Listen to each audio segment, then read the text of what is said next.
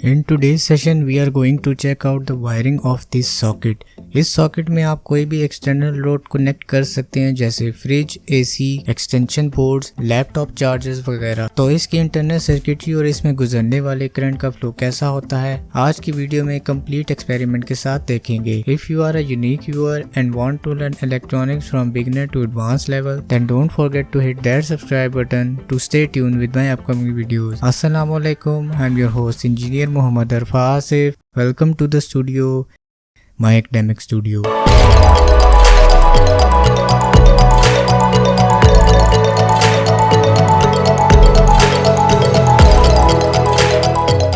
तो पहले इसको फिजिकली देख लें कि इसमें एलईडी इंडिकेशन के साथ एक बटन प्रोवाइड किया गया है जो आपके सॉकेट को ऑफ कोर्स ऑन ऑफ करने के काम आता है। इसमें सिर्फ आपको दो बातें याद रखनी होती हैं, एक फेज जिसको हम लाइव वायर भी कहते हैं और एक न्यूट्रल जिसको हम ग्राउंड भी कहते हैं। वीडियो में आप देख सकते हैं यहाँ साइन वेव के साथ एल लिखा होता है जो एक फेज का सिंबल कहलाता है या इसको लाइन से भी डिनोट किया जाता है। और यहाँ पर जो ई लिखा है इसको हम कहते हैं अर्थिंग पॉइंट। यहाँ पर अर्थिंग की वायर इंसर्ट की जाती है ताकि आपको हैवी शॉक लगने से बचाया जा सके। और फाइनली एक न्यूट्रल वायर जिसको एन से डिनोट किया जाता है और इस वायर का कलर याद रखने के लिए ब्लैक रखा जाता है। इन सॉकेट्स की खास बात यह है कि इन सॉकेट्स में एक ही स्टील की प्लेट को हर तरह के होल्स में डिजाइन किया जाता है जो ऑलमोस्ट हर प्लग के लिए एप्लीकेबल होता है। तो मैं भी आपको रिकमेंड करूंगा कि इन सॉकेट्स का घर में यूज होना एक बहुत ही अच्छी बात है और मार्केट में भी 120 से 130 की प्राइस में भी अवेलेबल है। अगर आपने इसकी इंटरनल सर्किटरी को देखना हो तो ये कुछ इस तरह से विजिबल होगी।